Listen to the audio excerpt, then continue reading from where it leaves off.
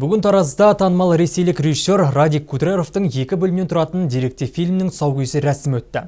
Уақыт таңдауы деп аталған туынды тұңғыш рет елбасы қорының тапсырысымен Астананың 20 жылдығына арнайы түсірілген.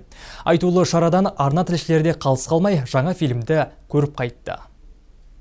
Уақыт таңдауы деректі фильмінде Қазақстанның бүгінгі бет бейнесі барынша баяндалған. 2 сағатқа созылатын 2 бөлімде тәуелсіз елдің тұғыры қалай тігілгені, елбасының ерен еңбегі егжей-тегжейлі айтылады. Ал туындыға сирек кездесетін мұрағаттан алынған бейнежазбалар мен беделді тұлғалардың сұхбаттары алынған. Дәл осы жазбалар арқылы Қазақстанның 20 жылда жүріп өткен жолы мен еліміздің дамуы жан-жақты ашылған.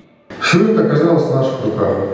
Соблазн оставить это все и сказать, что мы ядерная держава, смотрите на нас, конечно, было. Туындыда тұңғыш президентіміз туралы шетелдік саясаткерлер мен оның қазақстандық серіктестері сөз қозғайды. Алайда құнды дүниелер жайын басты кейіпкер бүкпесіз баяндайды. Нұрсұлтан Назарбаев тарихқа қатысты шынайы сұхбат беріп қана қоймай, сол кезеңдердегі мемлекет үшін маңызды оқиғалар жайлы ой қозғайды. Сонымен қатар өзінің бала-шаға, отбасы, отан деген ыстық сезімі турасындағы сырлары фильмді одан әрмен әсерлі еткен. Жалпы әлемге паш етілетін елбасымыздың еңбектерінің барлығының осы деректі фильмнен көрдік.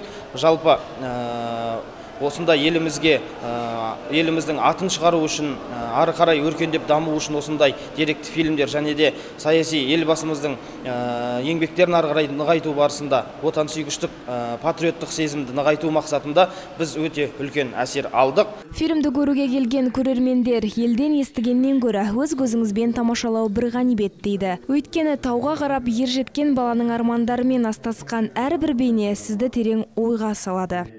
Перизат Сузақбаева, Санат Аралбек, Жетшет Ньюс.